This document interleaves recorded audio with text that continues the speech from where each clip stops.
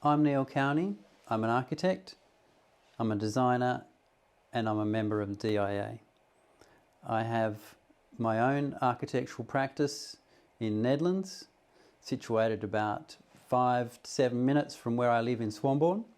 I've had this practice since 2009, and I deliberately started my own practice because I wanted to pursue work in a boutique sort of a way, because I really enjoy all aspects of the process, from the initial design through to the technical resolution and working with tradespeople on site. I was previously a director at a larger Perth practice called Overman and Zoeterveld. I was a director there for 10 years. I was in the practice for 16 years. Prior to that, I was with Cox for a number of years, and before that I was based in London for 5 years, which was a delightful experience. I really like being hands-on with my work, and that starts with the fact that I hand draw, as you can see here probably, a drawing board right behind me. Most students that come in just can't believe that I'm still drawing on a drawing board, but I love that. I love the contact with the pencil, the line weight you can achieve, and the immediacy rather than setting up every line on a computer. I can quickly resolve schemes by hand. And that leads to the hand making of scale models, which I find that my clients really engage with.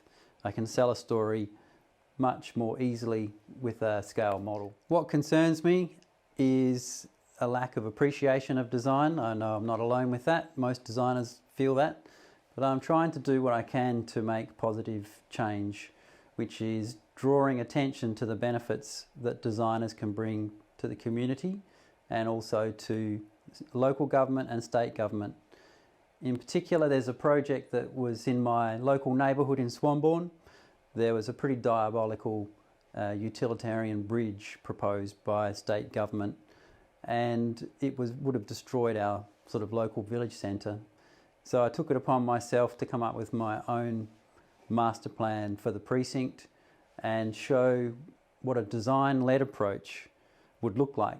So publicly teased out the pros and cons of options for the area and showed the way and how a design-led approach could get a better outcome.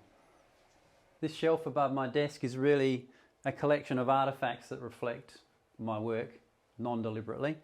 The place in which we live, the native flora, inspired by that, prototype models of 123 house, old projects, all the way through to my father's old pallet board, which I keep as a memento.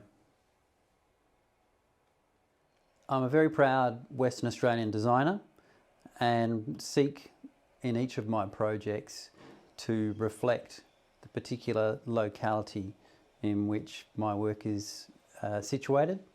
Even though Perth is a relatively young city in the whole scheme of things, each suburb has something very unique about it and is something to be celebrated, which I'm not seeing happening that often.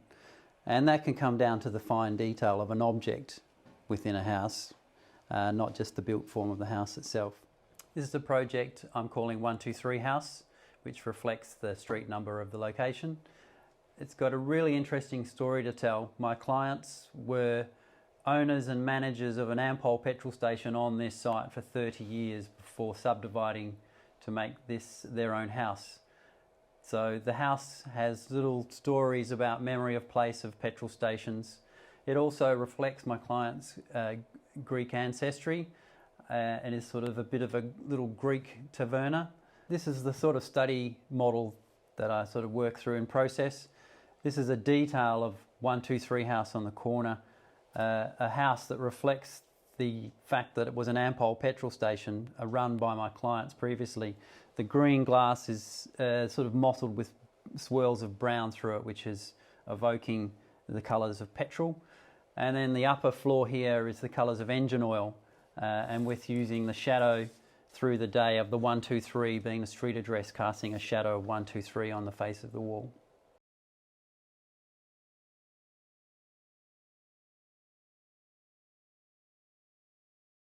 I'm an architect, designer, and a member of the DIA.